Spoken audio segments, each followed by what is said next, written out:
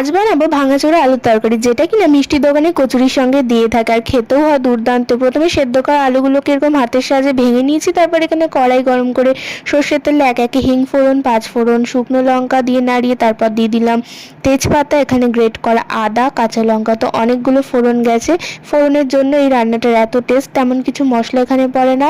এরপর টমেটো কুচি দিয়ে ভালো করে নাড়িয়ে একটুখানি জল দিয়ে দেবো, কারণ এরপর যাতে গুঁড়ো মশলা না ধরে যায়।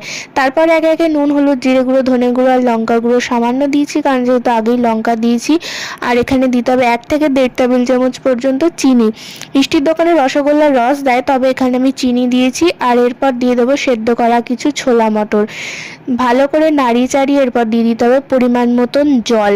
আর রান্নাটা হতে মোটে লাগবে 10 মিনিট। আলু তো সেদ্ধ করাই আছে। এরপর ঝোল ফুটে গেলে এর উপর দিয়ে দিতে হবে কাসুরি মেথি, আর কাসুরি মেথি না থাকলে ধনেপাতাও দিতে পারো। এরপর নাড়িয়ে নিলেই একদম তৈরি।